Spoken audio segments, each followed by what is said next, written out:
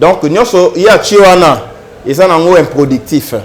Kolanda Chilombo, kolanda union sacrée sans charte, sans esprit, sans philosophie, sans doctrine, c'était une sorte de turpitude pétrie de stupidité hautement blâmable. L'entraîneur a un système de GT. Entraîneur a été au BTT. Nathalie Sonaobi que non, mais c'est Chilombo a une valeur mathématique 0. F Bazaïba fois Chilombo égale 0. Degré, mais c'est Chilombo a humilié Olivier Kamitatu. Non, on a dit, ce monsieur, avant la rancœur, à beau s'en a raté. Christian Monde a salé le coup d'état. Katumbi Alobi, Katanga Wetu. Voilà comment on vous humilie. Kalombo Kao. Naebisakio, Kagame veut voir qui sera ministre de la Défense. Va voir les noms. Les noms à défense au Tanguy, mais les postes, non, je crois que c'est Rou. Moïse Nozang a déjà géré où. On a présenté ma condoléances les plus attristées à tous les ministres malheureux. Hein, tout le monde, on a venu enseignement, puisqu'ils appartiennent désormais à la poubelle de l'histoire. Après que Basali course vers le pouvoir. Vous avez sacrifié les gens. Donc aujourd'hui, ce gouvernement, né dans un contexte, il y a Toïboï. Mais qu'est-ce que le Tundu l'a pu encore offrir à la République? Rien. C'est un jeune qui s'est perdu dans la nature. Comment les gens ont vendu leur âme au diable. Dieu est juste. Bateau Balipe, nous mettez, vous continuez à soutenir Chilombo. Okay. Pas question de quitter Chilombo. C'est Chilombo qui est derrière les dédoublements de la Mouka. C'est ça l'information, la vraie. Deuxième étape, ça sera une action judiciaire. À défaut, c'est le ministère de l'Intérieur qui va intervenir. Francis Kalombo, je te renvoie à l'école. Hey. Je te renvoie à l'université, monsieur. Matumula Longwa, avoir une réponse automatique. Tu ne défends plus l'idéal. Tu ne défends plus les 4 actes fondamentaux. Zambe alimbisa Chilombo te. Atati tokolongwa na mboka oyo na mokili o alimbisa ete. Nzambe wana bato mosuna ko faut pimela bolimbisi. Pardon. Il faut changer le leadership à Kinshasa pour faire la guerre contre les occupants.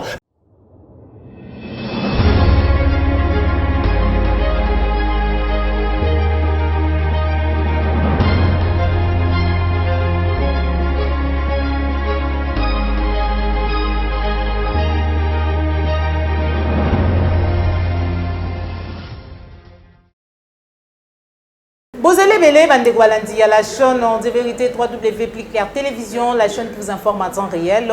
Merci pour la confiance que vous allez renouveler chaque jour dans la chaîne de vérité. Merci pour l'encouragement, merci pour l'appel, pour la gestion pour la Maïtalimbo, République démocratique du Congo. Lelo, Nazali na Isengo ya Koyamba pour Nabino Maître Nico Mayengele, président Congo normal, pour tout le mécanisinaye en rapport na sortie à gouvernement, tout le mécanisinaye en rapport na Maïtali Lamouka. La Mouka aujourd'hui dédoublée, la Mouka Ngambouya, Moïse Katumbi, Jean-Pierre Bemba, la Mouka Ngambouya, Adolphe Mouzi, Martin Fayoulou, tout le monde a quatre émissions d'Abisso Moukolomoualelo, Kassi tout le monde a Maïtali en sécurité chaque jour, ils allaient faire couler beaucoup d'encre et salive dans quatre émissions d'Abisso Moukolomoualelo. Tout ça les bongo lundi, le 12 avril 2021. Déjà, nako pesa matono na yo papa la yo mbozami c'est ma caméra. Merci na cordon puis ma frikou Penayo Joël Gonago chasseur d'images sans oublier Jacques Makabou depuis Allemagne. Invité na ngai Maître Nico Mayengele président Congo normal. Bonjour. Bonjour madame Joël. Merci. Voilà, bonne santé. Santé, ça va au rythme d'assassinat. Tuerie na Est à Congo. Chaque fois toujours m'appelle. Bakati mutu éventré moto moi na songolo mama abomie akomela libele ya mama kufi mwana muswa ko sakana na ebembe ya mama na ye na mokongo ya mama na ye éviter que mama akufi donc tant vous appelle wana se sont affectés et puis ils ont déterminé une attitude à adopter par rapport au combat républicain. Donc santé nangi ali lié na santé ekolo Congo ko tambola te Nico Mayengele pe santé ne zana kimia te Congo ezali kotambolate moyen santé ya Maître Nico Mayengele l'esprit éclairé président Congo normal les ala malamu ezalité Maître Nico Mayengele lelo gouvernement sans malukondi attaque yo même ceux qui yo bandaki kozela yango te mais gouvernement ebimi toyoki ba kombo ya ebele babimi tozela nini. Non, moi personnellement D'abord, cause de la gouvernement ôté, Oui. Dieu m'est témoin, Oui. puisque je ne reconnais pas M. Félix Antoine Tshilombo, non, il cause de la gouvernement n'a été, donc illégitimité, et kobo taobe illégitimité. Pouvoir ya moyibi, et kobo taobe gouvernement ya ba miyibi. Donc, c'est un non-événement, au la population au Tambola, c'est comme si de rien n'était, sali yango na moyi, mais bato ba ki pété, chacun va librement ses occupations. Donc c'est un non-événement. Donc pour moi, il ne faut rien attendre de ces gouvernements, puisque M. Tshilombo a nommé Bango, a nommé ministre, vice-ministre, a nommé vice-premier ministre, ministre d'État. Nakati wana na moni bato ya Kabila bali nakati. Bato ba travailler na Kabila bali nakati. Bato ya Bemba bali nakati, bato ya Katumbi bali nakati, bato ya IDPS bali nakati, et puis bato ya diaspora pe bali nakati. Mais tant on a telle configuration nango na lobi Tshilombo ça lokola ensemble vide. Comment ça? On dit ensemble vide. Tant on toko tanga kelasi bato batanga ki kelasi moi ya solo. Bah oui que ensemble vide c'est un ensemble qui n'a pas d'éléments. Donc nyonso ya chiwana ils ont un improductif. Improductif. Improductif. Maman Eve Bazaï Banakati, Chéribin Okende, Patrick Mouyaya, Bazali Belé, Christian Mwando, Moïndo Nzangi, Nakata gouvernement, ils ont improductif. Comment? Moïndo Nzangi a déjà géré où? Donc ne faisons pas le débat avec l'individu. Tout ça, le débat il y a idée, il y a principe. Tant on a une mathématisation de la pensée politique, tant on le ensemble est vide, c'est un raisonnement, hein? C'est une intelligence. Puisque au cité Maman F. Bazaïba, au cité Christian Mwando, ce sont des gens que je respecte bien et je partage de très bons rapports avec eux. Maman F. Bazaïba, pour comprendre, à quoi Kozala, Moto Azali a détenu une expertise, donc on peut une valeur. Par exemple, 5%. Christian Mwando, donc on peut une valeur. Par exemple, 4. Lutundula, donc on peut une valeur. Nalobi 7. Mais Tshilombo n'a pas une valeur. Nalobi 0. Na mathématiques, tout chiffre multiplié par 0 égale 0. Donc, Lutundu la cause en a 7. 7 fois 0 égale 0. Maman, il faut la cause en a 6. 8. 8 fois 0 égale 0. Donc, ce gouvernement, tout nombre, tout chiffre multiplié par 0, qui est Tshilombo, égale 0. Donc, le leadership étant faible, improductif, à Bazui Obama, Bazui Poutine, Bazui Macron, Bazui Corée du Nord, Kim Jong-il, Bazui Batouane, Tshilombo, 0. Il y a un ensemble.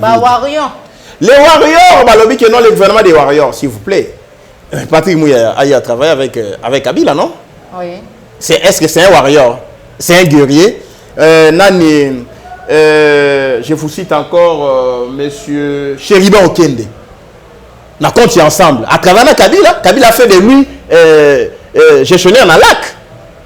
Et Thomas faillite. Ligne aérienne congolaise. Azalaki, directeur technique dans le lac. Vous comprenez? Donc ce ne sont pas des warriors. Ce ne sont pas les guerriers. Donc même si aujourd'hui, un warrior, au Tchéé, aujourd'hui il a bien, au Tchéé on a malade à Kopola, nous sommes à Kopola. Donc, ça, c'est un non-événement. Mwando, Sakombi, il était là, non? Il a travaillé, il a échoué avec Tshilombo. Mais on l'a reconduit. Jean-Jacques Mungani, il est bien MLC. Donc, tout ce qu'on a fait pour votre ministère de la Santé, s'il vous plaît, santé à la santé. Mais maître Nico Maingele, et belé pe à Batou, c'est vrai que Batou Moussou va se retrouver, Kolandi ça va quota na bango, poids politique na bango, mais belé pe à Batou vraiment on va mi pesa qui molimo nzoto pe na éviter na nyonso pour na soutenir union sacrée, ko soutenir ndeko Félix Antoine Tshilombo Tshisekedi, mais kasi lelo va se retrouver peut-être est-ce que le gouvernement au ndenge bimibo et risquer te ba frustré to pe ba mécontent ba les belé collègues avant. pour qu'il y ait blocage peut-être. Mais c'est normal, c'est naturel. Voilà pourquoi, dès par cette question, on a présenté ma condoléances les plus attristées à tous les ministres malheureux. Hein, tout le monde, on a venu enseignement, puisqu'ils appartiennent désormais à la poubelle de l'histoire. Après que sali course vers le pouvoir. Vous avez sacrifié les gens. Namoni bato mosusu bazui mituka bakena wepa magister. Basali bakiti le mituka la police. Bako tambola balatisi bango ba veste ya noir, basombi manette ya tombola ya noir, balatisi bango, ba osala entraînement. Ceux qui président partenaire bango akiti na cinéma, bakiti qui gardez-vous. Mais qu'est-ce qui ne va pas? Oh, comme un ministre. Nazuna matisi ba vitre. Non, mon Dieu. Ça, c'est la théâtralisation de la vie publique. Et on a présenté ma condoléances. Il y a les esprits éclairés, s'il vous plaît. Il y a le processus. Le processus est Ali Mabé et Ali corrompu. Tu sais qu'il sort président. Il y a qu'on reconnaître les fruits. Il y a processus corrompu. Au Seigneur a corrompu. À nos ministres, n'a processus corrompu. Le corrompu a dit, toi, tu avais combattu les processus, tu ne deviendras pas ministre. Donc un tel monsieur, ce n'est pas un aigri, c'est un mort politique. Tu vois comment les gens meurent politiquement. On a un processus. Sama Lukombe, Lukonde pose à la ministre, il faut 8 députés. Yo, au moins qui va voter ma député la partie nayo. Tu vois comment l'homme est rattrapé par l'histoire. Quand tu poses les actes comme homme politique, vous devez avoir un troisième œil. Aujourd'hui, certaines personnes sont rattrapées par l'air passé. Et moi, je parle avec Félix Tshisekedi, le fils de Tshisekedi. On dit, mais attention, attention, gouvernement n'a le silité. Ministre provincial, attention, surtout dans le silité. Maître Nico, c'est là où les bas blessent. Les lots, c'est Kabila qui bloquait pour que tu aies un gouvernement et un warrior, les lots. Mais est-ce que frustré, mécontent, ça qui vraiment corps et âme esprit pour nous soutenir l'union sacrée? Le coup, qu'est-ce qui peut arriver? Est-ce qu'il y a investiture et il y a un gouvernement ou peut-être par exemple dans l'Assemblée nationale et facile, tout ça la passage en force? Non, nul ne peut se prévaloir de sa propre turpitude. Kolanda Chilombo, Kolanda Union sacrée sans charte, sans esprit, sans philosophie, sans doctrine, c'était une sorte de turpitude pétrie de stupidité hautement blâmable. Donc, Batobake na logique, il y a j'ai utilisé Kiboudi. N'est-ce pas Kiboudi? J'ai sa règle de G. Au ministre, Kiboudi. Oui, mais c'est qui est un peu frustrant, écœurant, Nathalie Degré, mais c'est Chilombo humilié. Olivier Kamitatu. Non, ce monsieur, avant la rancœur, à beau s'en a raté. Ah bon? Au moins, il y a une liste, il y a ensemble. Le directeur de cabinet de Katumbi, c'est Olivier Kamitatu.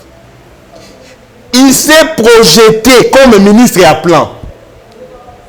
Vous comprenez? Donc, il y a l'ambi biloko. Au Tchemungo. Comme le temps au Kabula, il y a liaté. Donc, de Sika Zali, peut-être à la sous-bonbonne. Mais il y a un ministre, s'il vous plaît, papa, et Zali d'abord, ensemble, après individualité. C'est quoi, il y a un directeur à cabinet. Laissez-vous comprendre le sens. Olivier Kamitatu, Assombi Champagne. Nazobi ma ministre à plan. Christian Monda, c'est le coup d'État. Katumbi Lobi, Katanga Wetu. Vous comprenez? Donc, les frustrés, c'est d'abord entre eux, au sein des partis politiques. On va voir qu'il y a des face à UDPS. Naebisio, Christian Mwando, Olivier Kamitatu. Même poste, ministre à plan. C'est ça, non? Oui. Christian Mwando, oui, ministre à plan. Oui. Si je ne m'abuse pas. Oui. Mais c'est un poste envié par Olivier Kamitatu qui fut ministre à plan. Il y a Kabila. Vous comprenez? Toké na Sankourou. Nos frères étaient là. Il y a des gens qui ont Satan. À Kosi Bango. A Bengi Oyo. Na otanga bakomo na wangote po eza antinate. A Bengi Charles Okoto. A Bengi Mende. A Bengi Diongo. n'ayez pas peur. Ceux qui n'attendent combat Diongo vont attaquer Nico Maengele, Botika Maman, Joël Kombe. Parce que nous avons ça l'émission, mon corps, nous avons l'émission, nous avons fait un nyongoté. Donc, ce bon mec qui attaquer Joël, n'a pas mis sur le document. Maintenant, je vais là, bon ça les bende, na kimia. Tala, na episode on a dit même de na Diongo ba okana to ndimaraté. Kitenge, ameko yo kan sabangote. Yo Chaloboko ache. Yo Chaloboko o ache. Chalokoto abakisi. Mende abakisi. Pour l'unité. Diongo abakisi. Non là c'est au contexte ya cérémonie wana. Bakosi bango. Babi poste ya Sankou na binomi sato moko akobima ministre. Soki moko abimi ministre, les deux autres va accepter. Vous comprenez? Aïe bango na yokali susu makelele te. Wala kitenge satana. Na yokali susu makelele te. Na yokali susu te boswana ki. Bokunda arche ya guerre. Allez, vous pensez à l'ambote, le combat d'amitié. Ministre. S'il vous plaît. Voilà comment on vous humilie. Pouf! Katumbi aye. Abingape na na Sankourwa. Nana mutete ya nangai. Chéribe Okende. Frank Diongo. Kao. Mende. Kao. Chalokoto. Kao. Heureusement, vient nangai. Chez Okitundu. Akenda kitaboya kinaya. Bibi soto okota biloko anati. Officiellement, il fait ça boyaki. Si qu'on cérémonie au Kitenga Salaki et profiter de la chéribe au Kende. Mais non, talisayo, balambi, chilo nani, Kitenga lambi, binomi sato, hein, mokwa rolia, musuinto rolamba. Pouf, c'est chéribe qui sort. Koto, Olivier Kamitato a lambi, abingai dirkab, na sola kana katumbi, na lia kana katumbi, acheba chesko, pouf, qui s'en monde abimi. Moïno Sanya abimi. Kalombo Kao. Eh, non, talisa yo. Donc, Kalombo, akobima obi, mais Moïndo Zangi. Vous comprenez? Kalombo, c'est une course. Mais mon ami Laurent Onyemba. À cause de la vie, on a passé la charte à la mouka pour na sepeli sa Chilombo. Na passé la charte à la mouka, pas bibi Kapinga. Na comme ta vice-ministre et à droits humains. Pouf, babi Missi, pouela, droits humains. Donc, on comprend que et le coach Chilombo Sali, si vous avez les lunettes politiques, inutile de trahir un idéal, inutile de trahir, de faire les combats sans repère, puisque vous allez vous perdre. Aujourd'hui, les gens ont fait les combats sans repère et ils se sont perdus dans la nature. C'est une leçon pour la classe politique congolaise. Maman Eve Bazaïba, ne vous en faites pas. Ne vous en faites pas. Ne vous en faites pas. Les discours, il y a lobby, il y a IDPS, il y a réchauffement climatique, c'est Maman Eve Bazaïba. Environnement et développement durable. Bakoloba ono soki forêt équatoriale bakuna bakoyiba banzete eza même Maman Eve Bazaïba. Yenda ko bloquer Chilombo pour tout ça les maisons préfabriquées. Apparemment Yenda ko bloquer. Satisfait. Hein? Pardon? MLC bazui misuni ya minene. Na yebi na émission. Donc on a côté ya misuni ba il fallait bazwa 8 ba il fallait bazwa 6 ba est-ce que misuni mutu na mutu récupérer oya ye oye bonga ki na ye. Soko be bazui misuni. Donc au pessibiso raison to baki union sucré, union gâteau. La République ne peut pas être conçue en termes il y a misuni. En termes il y a partage, il y a gâteau. Pas quand même. Non, maman. Non, nous sommes dans un contexte où l'entraîneur a foutre. L'entraîneur a un système de GT. L'entraîneur a eu au BTT. Nathalie Son a dit que non, M. Chilombo a une valeur mathématique 0. F Bazaïba fois Chilombo égale 0. Tu ne comprends pas. L'Outounu la fois Chilombo égale 0. Les mêmes causes produisent les mêmes effets. Le pouvoir à Mouyibi et pour conduire son vol. Aujourd'hui, on a pillé la République par l'IDPS, la présidence. Pendant qu'on faisait la gestion des affaires courantes, et là qui gestion des affaires courantes, et là qui gestion de l'argent courant. L'argent courant, on a mon solo, on a une image, on a un coffre à tout la présidence. Parce qu'on avait suspendu l'action gouvernementale, la présidence gérait toutes les dépenses, tout compte à un schéma, à caméra, dans 100 jours. Donc, Niembo Dirkab et Chilombo, il faut pas auditer gestion. Pendant les 2 mois, depuis le 15 février, Obanoma qui s'en malou Konde, ça fait presque 2 mois. C'est la présidence qui gérait. Ceux qui inspectaient des finances, ceux qui ont dit un homme rationnel, un Congolais normal, il faut auditer le président Chilombo. Il y a eu des dépassements budgétaires, il y a eu le pillage des ressources naturelles, il y a eu la famille biologique de M. Chilombo qui s'est immiscé dans la gestion des mines. Donc aujourd'hui, ce gouvernement, né dans un contexte, il y a Toïboï, désordre de la présidence, pillage à la mine par la famille, achat des immeubles, si et là par les nouveaux riches. Il y a eu des ministres qui ont dépensé de l'argent pour être ministres. Donc, premier réflexe, à son mandat. Les nouveaux riches vont soumettre Bango. Je ne vais pas citer les noms pour dire que diffamation. Je connais les noms, maman, à Tekindaku, Ndaku paye la famille. Pour verser mon solo dans un parti politique, à verser mon solo auprès d'un conseiller de la présidence, à verser mon solo auprès d'une famille à maman X. Pas comme un ministre. Pas comme un ministre. Si le ministre dit non, ce gouvernement va warrior et Congo va marcher. Non, le Congo va reculer. Naibisakio, Kagame veut voir qui sera ministre de la Défense. Va voir les noms. Donc aujourd'hui, le Congo, il fallait qui 2 mois avec deux premiers ministres, 2 mois sans gouvernement, 7 mois sans conseil des ministres pour nous produire des noms du déjà entendu, du déjà vu. Vous comprenez? Mais qu'est-ce que l'Outoundou la peut encore offrir à la République? Rien. Patrick Mouyaya? Non, Patrick Mouyaya, c'est un jeune qui s'est perdu dans la nature. C'est un jeune qui s'est perdu dans la nature. Obinata la comme ministre de la Défense, Gilbert Kanda Gilbert. Quel est-il dans ce côté? Naïbi maman, le bas. Quel est-il dans ce côté? C'était comment on y a sauté? EPST Kazadi Tony, Santé Jean-Jacques, Finance Nicolas Kazadi, tout ça ministre déjà Chéribon Kende, tout ministre wapi a sepeli si yote comme ministère nini oyo awa o sepeli na yango te. Donc na ba kombote puisque tant neti ba défense non, ba défense. Tant ba recruter yo. Non, le nom à défense au Tanguy, mais le poste non, je crois que c'est Rou. Hein, bah Rouana, bah Rou. Je vais faire au monde à Rou Kemba, Rou Tchétchi, tout ça. Et pas la ngai liste on a ça nango awa bakomi ka Kanda Gilbert. Et on a une liste, la ordonnance, c'est allé na ba Rou kuna ndenga boye baka. Alors, vérifiez, je sais de quoi je parle. Moi, je ne m'attaque pas aux individus, mais je vois comment les gens ont vendu leur âme au diable. Il y a eu des gens qui ont fait des courbettes chez Kagame pour être ministre. Il y a des gens qui ont fait des courbettes chez M. Chilombo pour être ministre. Il y a des gens qui ont fait des courbettes chez une dame pour être ministre. L'autre dame, l'autre maman pour être ministre. Il y a eu des gens qui ont fait des courbettes devant un secrétaire général AI pour être ministre. Il y a eu des gens qui ont fait des courbettes devant un président AI pour être ministre.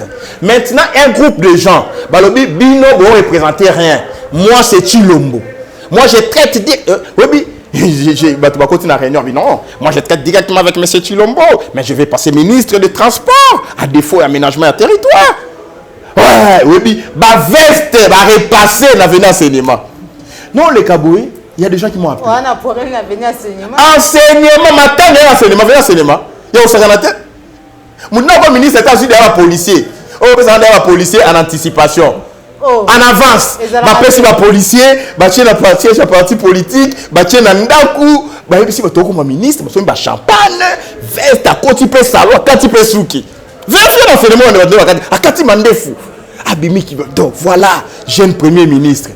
Bon, on va pour chéri Okende, place nae. Ah, non, baki, mais c'est Chilombo va vous trahir, puis c'est bien vous trahir c'est Chilombo. Je ne voyais pas mon talon qui n'a procédé comme un ministre, c'est impossible. Dieu est juste. Donc aujourd'hui, Naoki Kibalobi, voilà, il y a des gens qui devaient être ministres, c'est basé la nomination à Bougoumestre, oui. Si on peut faire 2 de Bougoumestre. On peut servir les pays, même à ta Bougoumestre, à ta chef à quartier. Maintenant, c'est la paix mandataire. Naoki qui est, ligne maritime.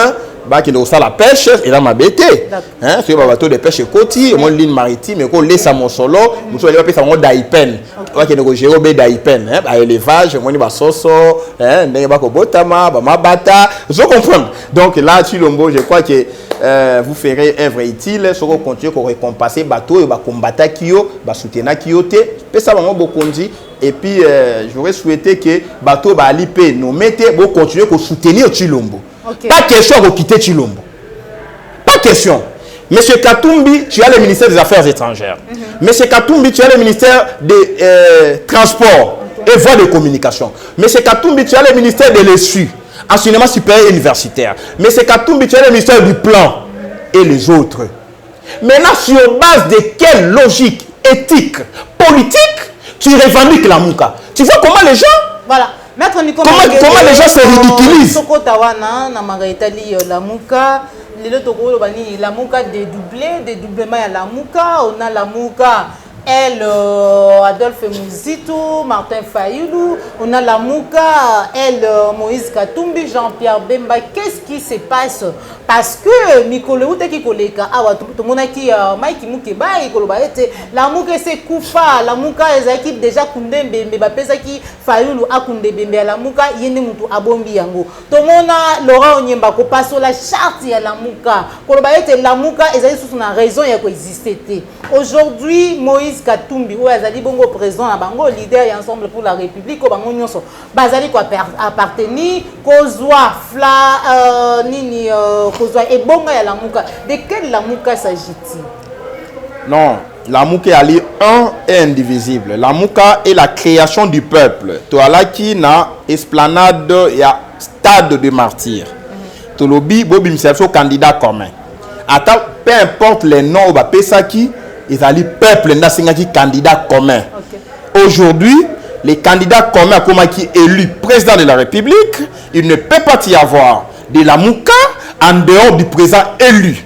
Ça c'est clair. Il faut être sorcier pour faire ce que Katumbi et Bemba font.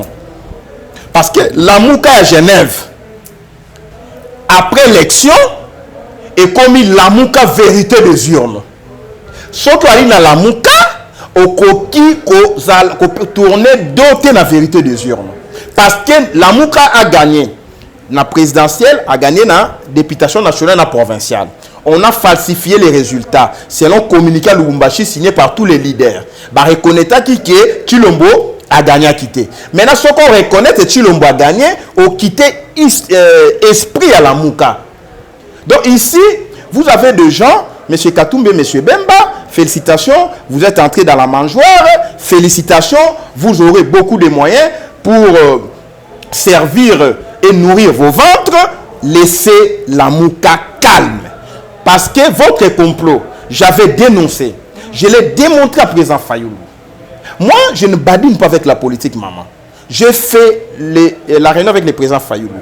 Prince Peng est témoin, mes amis sont témoins. Je cite les Dirkab Moualim. Le président Fayoulou, président Bemba, président Katumbi, Bazarana Bisote Banda, Karatala, premier acte. Cordon Mouzito est passé cordon, Bemba félicité a été. Katumbi a félicité a été. Kala Katumbi, na Bemba Basangani, Batelemeni Mouzito, face à la déclaration qu'on a attaqué Rwanda. Le président Fayoulou, on dit déjà les mains. Il a quitté que Bato Bomiabiso, Moussika, un jour, que la Mouka fait Koufa. Réponse à président Fayoulou dans le bâté, c'est un secret d'État. Président Mouzito dans le bâté pour la Mona qui est payé. Mais ce qu'on a dit, Nico Maïngé, dans l'époque où on a Mbéa. Ah non!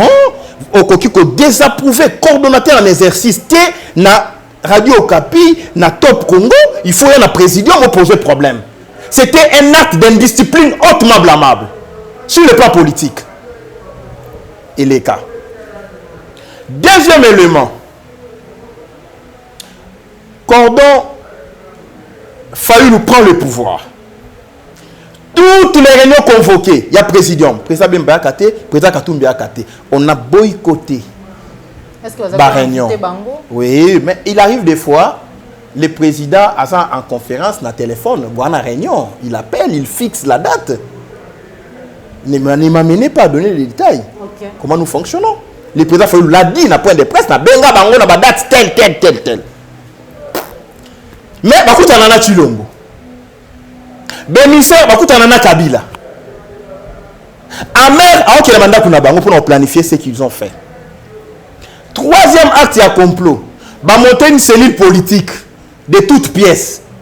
Quand le président Fayulu a pris une décision dans Mouzito, pouf, cellule politique n'a pas rejeté. Na kombo ya Bemba, na kombo ya Fayulu, ya kombo ya Katumbi. Président Bemba na président Katumbi, ba bina benga va présenter diaspora Olimbi Sangai hein. Monsieur Bemba na monsieur Katumbi, po chilo mo benga monsieur.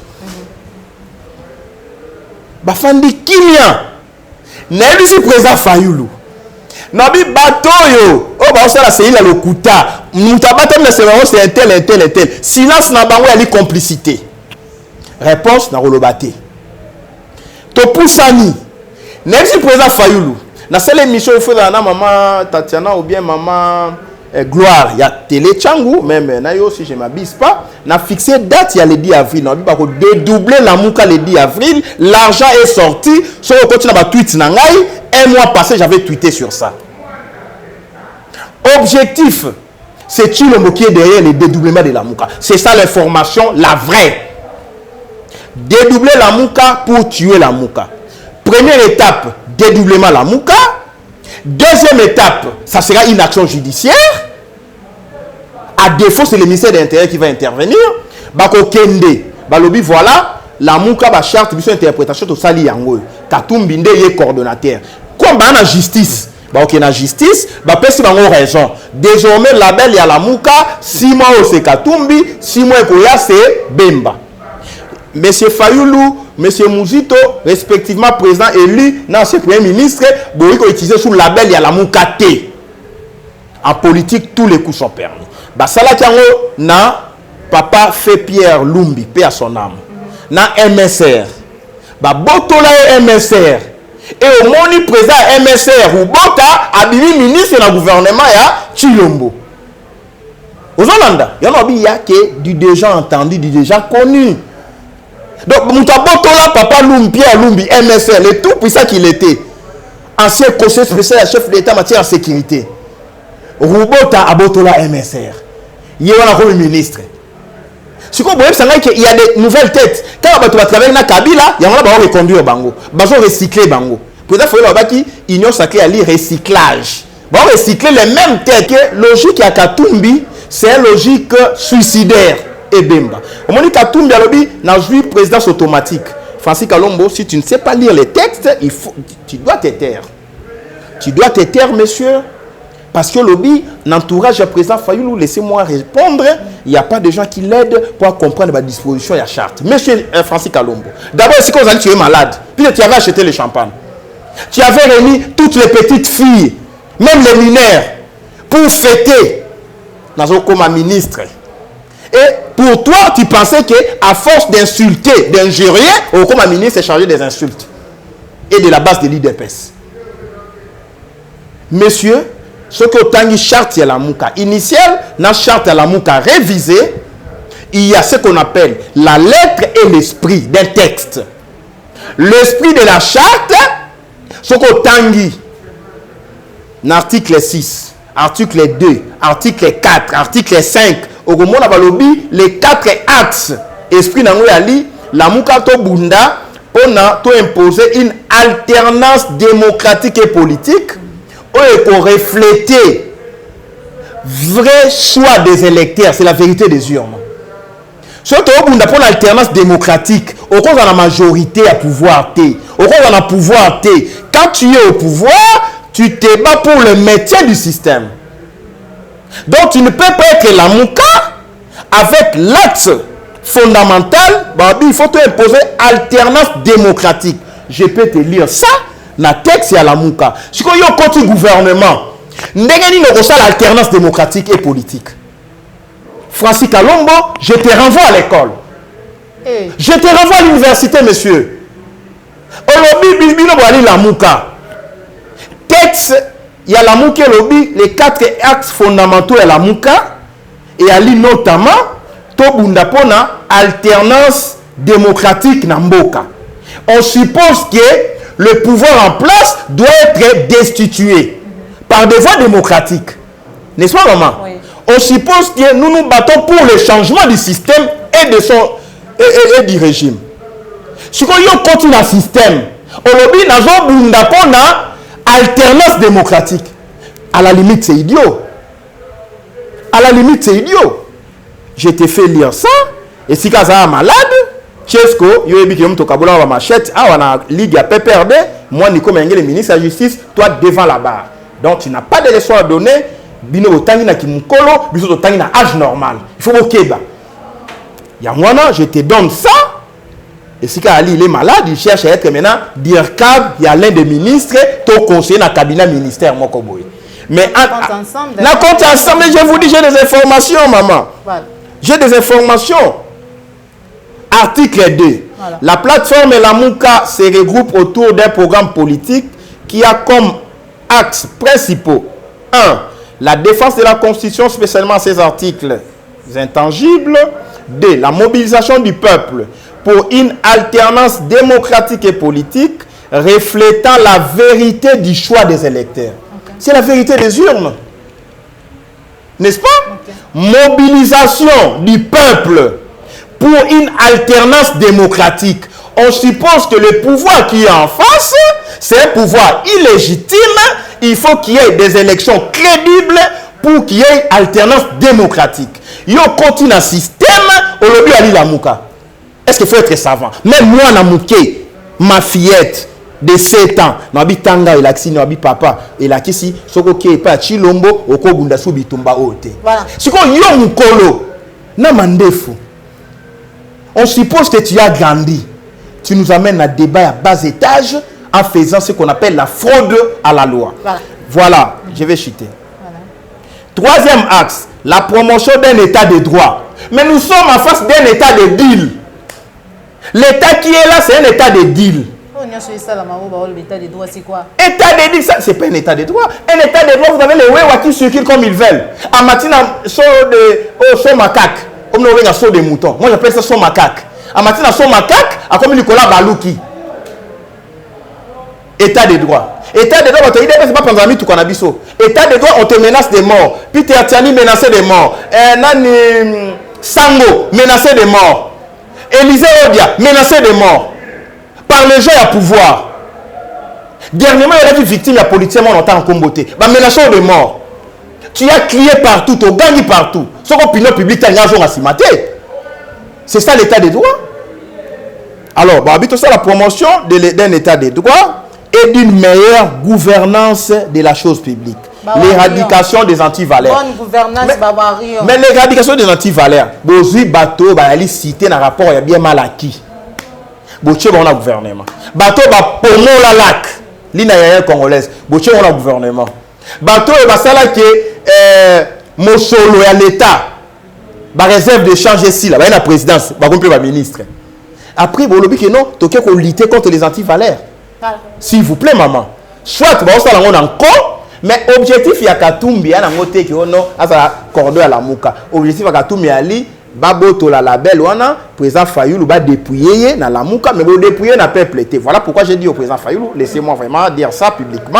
Ouais. Le président Fayoulou, nous devons nous adapter à la donne actuelle. L'homme intelligent, c'est celui qui sait gérer événements, résoudre les problèmes qui se posent dans la société de manière efficace et rationnelle. Au moins, il y a un dédoublement. Cacophonie, ça c'est le Congo normal après la réunion. Nous avons dit, la Moukaba Katumbi Bemba, la Moukaba Mouzito Fayoulou, c'est un échec pour nous qui croyons dans la Mouka peuple. Il faut que ça. Non, justice c'est à Bango. Toko qui a justice. L'intelligence pratique me dicte une attitude que je conseille à président Fayoulou à prendre ou à laisser. Mais l'histoire du moins retiendra que Nico Mengele a proposé. Dans le lobby, le cola, M. Katumbi, va créer la Mouka, va au Tina Soukana Bemba. Biso, toi, la Mouka ya solo, au peuple a voté Fayoulou comme président. Il faut un signe distinctif pour que la démarche de la et concerner Bissoté, ridiculiser Bissoté. par un pouvoir immoral. Balobate que vous n'avez pas droit à utiliser le label à la Mouka pour le statut et lobby passation automatique. Matumou la longwa, alors éclairé passation automatique. Tu ne défends plus l'idéal. Tu ne défends plus les 4 actes fondamentaux. Tu dis passation automatique, alors que ça a déjà été révisé, ces dispositions-là. Alors on a proposé dans le lobby tout un signe distinctif. Et ça la marque encore déposée. Et puis tout petit cabilo qui a coordination. Tout qui est dans la logique, il y a combat. Président Fayoulou, la Mouka et Ali, propriété à peuple, tout petit qui a un côté. Surtout aux abalaches. Tout le bakara qui est la Mouka peuple. Tout réformer, bah charte. La Mouka peuple. Tout la popularité et déranger peuple. Sur le plan de la communication politique, communication sociale, ça passe. La Mouka peuple.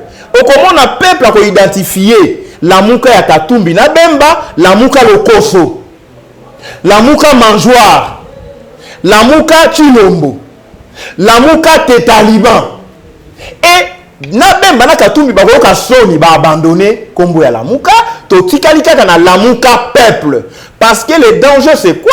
Si vous continuez la Mouka bar Katumbi, la Mouka bar Fayoulou, si vous avez l'élection, il ne faut pas trancher.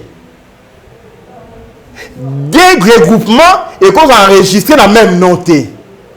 Bah qu'on invalider bino et bah bloquer la liste électorale période de Sili. Bah ça là mon papa Tshisekedi en 2005. To outi Sam City to yé bah reconnaître IDPS qui bat ça. Bah boy qu'on reconnaître IDPS papa Tshisekedi. Bah lancer enrôlement. Le coup la IDPS a été enrôlé comme IDPS. Papa Tshisekedi n'allait pas aux enrôlements. N'est-ce pas comprendre? Tant que si c'est enrôlement, Théophile même le ministre intérieur à l'époque, il faut reconnaître IDPS à Papa Tshisekedi. Papa Tshisekedi a dit, oh non, il faut la réouverture des bureaux pour enrôler. Non, c'est fini. Ouais. Donc tu comprends? Ça c'est une jurisprudence politique. Il faut tout la musique, comportement avec Malakatumbi, bazo viser musique. Il faut tout ça, c'est ce qu'on appelle la futurologie politique, l'anticipation dans l'agir politique. Tolobi, la Mouka, il a dédoublé, biso c'est la Mouka peuple, mais quand même c'est la Mouka peuple. Président à la Mouka peuple, c'est le président Fayoulou de manière pérenne. Libéla. Tito kokene na libération. Libération aujourd'hui. Et qu'on a dit là il y a rue. Babylone ko Chilombona Katumbi na Bemba Basali va préparer l'ina fraude électorale. Les informations en ma possession sont au moins le Tundu là va payer bonus. Va payer va bombarder vice-premier ministre des Affaires étrangères. Oui pourquoi? Pour quelle raison? Oui pourquoi? Vérité de tous côtés. Et monsieur Dali vérité de tous côtés. Merci beaucoup. La raison est simple. Lutundula va récompenser à ça qui loi Lutundula. Loi sur la réforme de la loi électorale. La CENI. Loi sur la réforme de la CENI. Badribé c'est sanga. On a il va utiliser qui est. J'ai 13, je suis voilà. Yo ndo za la maye les peu ça n'a raté. Tant que quoi ça li loi wana si la réforme à CENI a proposé une recette nini. Et je bombe ma président Fayoulou. Et je bombe ma démocratie. Et je bombe bitumba la réforme. La langue est très bien. Tu m'appelles un esprit éclairé. Je dois éclairer la lanterne des uns et des autres. Monsieur Lutundu là a péci loi. Tu l'emboisan nango na commission chargée des réformes. Mon objectif na parlement, na sénat, na assemblée à faire passer loi Lutundu là. Au Koyoka ba tchengo na matière à débattre. Loi c'est déjà pour le mardi. Voilà. Loi Lutundu là. Patron nango ministre des Affaires étrangères. Mais bombe à présenter la République c'est quoi? Je vous révèle ça. D'accord. La bombe est ali tricherie électorale à grande échelle. Comment? La bombe est ali c'est une autre nomination électorale à la présidence en 2023. La bombe est ali Kabila na Chilombona Katumbi. Arrêter stratégie au gouvernement il faut appliquer. C'est quoi la stratégie? Oui. Stratégie anini et puis loi bombini ni complet anini. Na sangi signon ensemble. Stratégie ali tant ba sali proposition à loi na lutundu la coach na présidence mais c'est Chilombo tino na kingakat. bah examiner des Kabila en bon, il y a des gens intelligents dans ces pays. Rappelez-vous, c'est Lutundula qui avait proposé suppression à 2 tours. La présidence, pour qu'on a un tour. Pour Kabila tricher. Papa Tshisekedi va proclamer était dans le premier tour.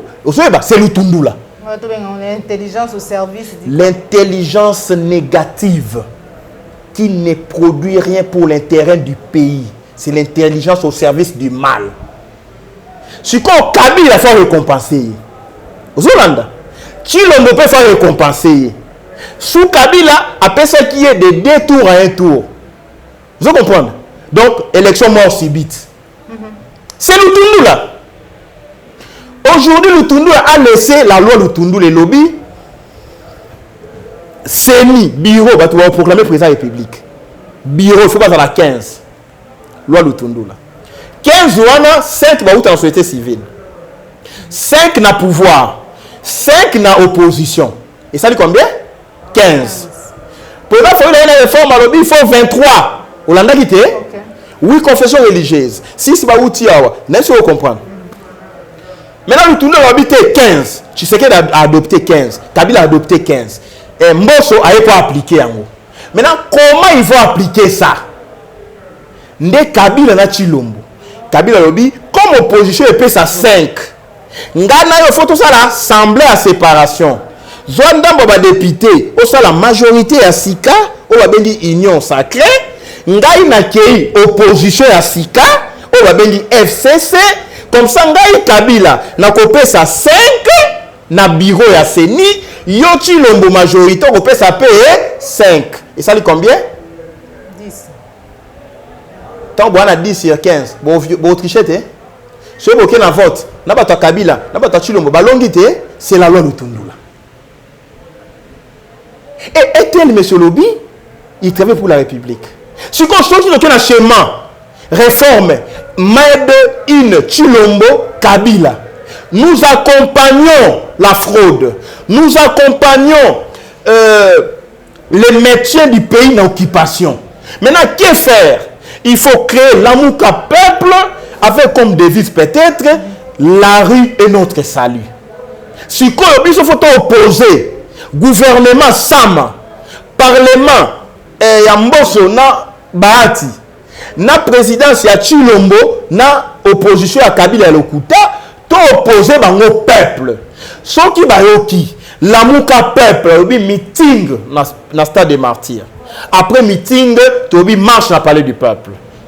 Kabila Chilombo bako kima. Mais celui qui est na bitumba, l'amuka el Katumbi, l'amuka el Bemba, c'est une distraction publique et massive en 2023. Voilà mes propositions à haute voix. J'ai écrit à qui de droit pour proposer. Parce que dans le combat, maman, quand on bunda, il faut toujours évaluer. Au sali marche à 1000 km, on évalue tout comme yoapi. Aujourd'hui, messieurs Kabila, na monsieur Chilombo va avancer na projet d'occupation. Parce qu'il faut bango bazalawana. Semblait à divorce, mais qu'on a STKI. 552 km, Rwanda Zoa. Et na Kinshasa, on met un ministre. Ah non, c'est pas possible. Nzambe alimbisa Chilombo te. Atati tokolongwana mboka oyo na mokili o alimbisa ete. Nzambe wana bato mosuna ko faut pimela bolimbisi. Pardon. Voilà. Merci beaucoup, Maître Nico Maingele. Na benga kao esprit éclairé. Matondo mingi pour na kopesa biso makanisi na yo na matali sortie ya gouvernement, la muka où ils allaient de dédoubler. Pour finir, réaction na yo en rapport toujours na insécurité. On a benga ka hymne national parce que chaque jour bande ko na biso bazali ko kufa ba ko papa bango mama cheti bananikie. Dernièrement, une fillette de 8 ans a perdu la vie. Moi na botami na dem filelo parce que Azwaki, balle perdue, suite à la répression, il y a des manifestants, qui ont départ, pour exiger départ, il y a Monisco, il y a Namboka Nabiso, ça fait aujourd'hui plus de 20 ans, et que Kimia Ekotaka toujours pas Namboka Nabiso. Biso, c'est une image. Le Lengeni de la police a réprimé Marchouana. Le Lengeni Makamodeki, ta lecture, Nayo, Maître Nico Maingele par rapport à ma union, c'est l'équipe. Mambouissa, ma Esther, maman Joël Kombe. Sur na motema ya ki mama obanda olela mikolo nyonso Même la Bible, au moni Marie de Magdala, elle est là. Pour passer. Mais si on a mon thème, il y a mon bali avec grand M. Et on pousse au quotidien, Bozu Mandoki. On pousse au Yebi. Technique, il y a guerre au sali guerre. Et on pousse au Yebi Koloba. Oh, c'est temps. Et on pousse au Yebi diplomatie au coma partout. Donc, il faut avoir une attitude révoltante. Maman, où est-ce que est? Même dans l'Holocauste, il y a des juifs. Et ça les maté. Donc, Holocauste, il y a Congo. Non, mon Dieu. Oso enseigner bisonini. Quand on vient, Kati Mutomotu, na centre-ville à 0 mètre à Monisco. Monisco, c'est une armée d'occupation. C'est une armée d'occupation. Monisco a accompagné les tueries au Congo. Monisco n'est pas là pour le salut du Congo. Mouzé, à l'époque, il avait refusé l'arrivée à ma troupe à casque bleu dans le Congo. Quand Mouzé a accepté, en 2000, il en a après, Mouzé a koufi. Aujourd'hui, Monisco va manifester na Goma, Beni, félicitations à peuple à Beni, Goma, Butembo, Rutshuru, au plateau, moyen plateau, Minembwe. Non, bon continuer. Mboka, to bundela kayango, ba bundela kayango. Monisco est jeune à Kangi Makofi, na militaire à Monisco, un autre militaire a braqué arme dans le Congo, a bêté Massas. Et tout l'amour qui tombe est tani, et vous dites que vous avez un chef de l'État. Bandundu, hein? Babi, c'est aussi Zika, na Bandundu? Oui. Batou calciné, maman. Calciné. Même pas un message de condoléances. Bakati Batumitu, Bakati Papa Moutou, Bakati Maman Moutou, éventré maman, Bazu Mouana. Oh, le 8 ans. Moi, j'ai vu Mouana il y a 6 mois. À Salinini. Bokati Moutou, Bozupe Moutou, Botiki Wana. Et puis, tu fandi avec génération réseaux sociaux, tu as mon après que Meli Masanga. Donc, nous sommes un peuple aliéné. Ma lecture et à l'indignation et à révolte. Si on avait un président normal, si on était un Congo normal, aujourd'hui, la Kinshasa, il a fallu que tu dois démissionner, on est incapable de sécuriser notre peuple. Oui, un Congolais qui meurt dans l'Est, peut-être que ce Congolais-là pouvait libérer le Congo un jour en tant que président de la République dans Maël et Naé. Oui, Nathalie Mando aussi na Congo na Est. Nathalie Mwasi. Oh, a aussi sa mandat à 18 ans. En Allemagne, Angela Merkel. La dame du monde. Nathalie gestion nae, Nathalie histoire nae. A commis chancelière allemande afin de bien anda kwa zalaka. Cortège te.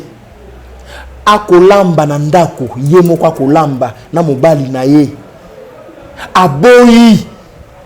Ba honneur. À tomber l'économie allemande, à combattre le chômage, impunité qui moïbe. Moi, si, normal. Mais bon, on a tata na Congo, bako vimba, bakanisi que taille fait l'homme. Non, monsieur. C'est le comportement, c'est le charisme, c'est l'attitude, c'est la personnalité qui fait l'homme. Ce n'est pas la crise de caractère. Oh, bon, donc il y a crise de caractère, il y a crise de leadership. Dans l'Est et à Congo, il faut changer le leadership à Kinshasa pour faire la guerre contre les occupants. Puisque aujourd'hui, nous continuons à embellir la machette, nos frères de l'Est, je veux qu'on m'arrête. Mais vous êtes dans la phase de légitime défense. Les droits à légitime défense et lobby, c'est légal, c'est prévu dans notre droit, dans notre constitution. Maman, si vous attaquez, on était droit à légitime défense et lobby, la réplique doit être proportionnelle à l'attaque. Si vous êtes c'est le droit de la légitime défense. Peuple zombéli. S'il vous plaît, c'est la légitime défense. C'est proportionnel. On se défend avec l'embelli chez les Ngwaka. na Équateur. Baobi bitumbana ngwaka. Oyoka ngote etumbana ngwaka ali etumbana botu etumbana d'instrument. Baobi etumbana ngwaka pika pende. Oyoka ngote tango ba papa kokola. Etumbana ngwaka pika pende. Ozunzete ngwaka kozanzete. Oyena lichette ngwaka zun lichette. C'est la légitime défense. Oyena manduki bato bana manduki bazo manduki. Parce que trop c'est trop, on ne peut pas être égorgé comme des bêtes. Na fandi boye bakatio motu ngai na kimi. Bakatio motu na kokima pona lukambeli ngai pe na kata. Comme ça, on va limiter les dégâts. Babi non soki to bomi ba koboma, soki to zokisi ba kozokisa, soki to beti masisi ba kobeta masasi. Mais le pouvoir de Kinshasa, un pouvoir qui devait limiter les dégâts pour envoyer les soldats valables, mais les soldats est bien filtrés. Et vous avez un monsieur qui se dit commandant suprême, s'il vous plaît, mais c'est une insulte. Donc, est maman, ils allaient révolte, et allaient indignation, et allaient humiliation. Donc, c'est l'opprobre. Donc, nous sommes devenus la risée du monde. Donc, aujourd'hui, Chilombo a si Congo valeur. Même des Tolo, c'est un Congolais, mais on vous tue là-bas. Que faites-vous? Mais s'il vous plaît, les soulèvements populaires, la révolution, c'est un vent. Plus les sangs coulent, les sangs des innocents vont crier vengeance. Un jour, ces sangs-là, ça sans mot d'ordre. Et le Congo, la libération du Congo, ma mère moussikaté. La violence doit être repoussée par la violence. Voilà. Merci beaucoup, Maître Nico Maïngue, le président Congo normal, esprit éclairé, dans les Ngakayo. Pour nous repérer biso makanisi na matali actualité politique congolaise où chaque jour à l'olenge na lobagezali ko faire couler beaucoup d'encre salive gouvernement ebimi de l'autre côté la muka dédoublé na ngambu ya est chaque jour bazali ko boma ba congolais mais kasi sengé na biso to téléma parce que un peuple se libère. Merci na papa la yongo zoma ki sima caméra, merci na cordon puis mafiku, merci na ndeko Joël Gona go chasseur d'image na bosanité Christian Bopati les référendums autorité morale. Yambotoka bonana mwana mboka Maître Nico Maïngele, président Congo normal, na kosenga maloba na yo na ba congolais nyonso ba bazwi libaku ya kolanda yo pour ne pas dire numéro de téléphone parce qu'on peut ça comme ça. Merci maloba Souka Yali. Boz à la bernete, boz à la distraité, boz à la trompette, bomiko saté au gouvernement ebimi tant que monsieur Chilombo en alliance na Kagame. Problème ya est et aussi la T. Ministre Affaires étrangères ou atala kamatambo ya relation na babikolo ya paya motapesiye et ali Katumbi. Katumbi ya ali na ba lien na Rwanda. Ali na ba lien na Batuti. Ali alien na ba juif. Ali na ba lien na tout type international. Ali na ba lien na occidentaux, bato ba ko piller. Ali na ba lien na ba multinational. Akosa lobe politique il y a des multinationales. Donc, ministre des Affaires étrangères, il y a Katumbi, il y a Tchewana. À cause de la politique et affaires étrangères suivant les goûts de Rwanda. Sinon, il y a des gens. Donc, bon, s'attendre de l'autre côté. Bon, Kambela, le Jean-Baptiste n'a pas de là. S'il vous plaît, mon peuple, totéléma, totambola. Pour moi, la mouka, la mouka, Téléma Tambola. Voilà. Donc, ce président Fayoul Obi est président à la Mouka, Télémi Sabato, Tamboli Sabato. Voilà. La Mouka, Téléma Tambola. Poto libéré et Kolo. Mboka va libérer yango. Bafwa, bachala. Mais biso le quoi to Télémi. Le quoi la bino bo Télémi. Je vous l'ai dit. Ces gouvernements, c'est les gouvernements par lesquels le mal va arriver au pays. Retenez ce que je vous dis, je ne suis pas un prophète de malheur. C'est un gouvernement par lequel le mal va arriver. Ne me dites pas quel mal et comment. Nous allons développer ça plus tard. Merci. Merci beaucoup, Maître Nico Maïngele, pour répondre à l'invitation de Bisso. Merci à Naba Congolais Nyonso, Bouzaki Bele, Bouzaki, Libakou Yakola Nabiso, Soko Sepela qui émission au like Yango, partagez Yango, Soko Zalimba la Liboso, Hollanda, la chaîne de vérité, la chaîne qui vous informe à temps réel, émission de vérité de tous côtés. Kobo Sanate ko s'abonner dans la chaîne de vérité. Merci na papa. Nabo Sanaki 30 secondes Nimbisanga au DCO des annoncés. Voilà. Babi jeune mon la présidence à travers na maman mo wa sala matanga ali moto Équateur, maman na ali Muavu, ya moto ya Kivu kasi maman na ali rwandaise. Il a pesa ki kombo na maman wana o azaka na présidence ba chepe ba bia sombi pe ba veste alobi na ko comme ministre. Mon jeune homme monsieur. Est-ce que tu trahis la République pour un poste que tu n'as pas eu? S'il vous plaît, Tala Simazonga Moto, tu es un jeune frère, tu es intelligent, tu es de l'Équateur aidé par ton père, Rwandais aidé par ta mère, mais les Rwandais, oh, tu es là, au poste, tu viens d'être trahi. Les jeunes filles que tu as convoquées, pas ça ton invitation, c'est pas journaliste, peut-être pas journaliste, oh non, je vais passer ministre. Ah, monsieur, il va dire Rwandais pendant. Ah non, Tika, il faut aller à Rwanda. Merci beaucoup, maman. Beaucoup ça nous des annonces. Limbi Sangai n'a violé règles déontologiques. Donc, on a Kebisi Atika, l'Olendo. Ok, merci beaucoup, na papa Alphonse Sala, Ndeko Dominique Sanal, papa Simon Bionco, papa Laurent Bongonza, na bosanité Ndeko Félix Mbatika. Mabogo Bank Langa depuis Londres, cette émission est terminée. On se retrouve pour un prochain numéro, toujours sur la chaîne des vérités, www.pliclair Télévision. Au revoir.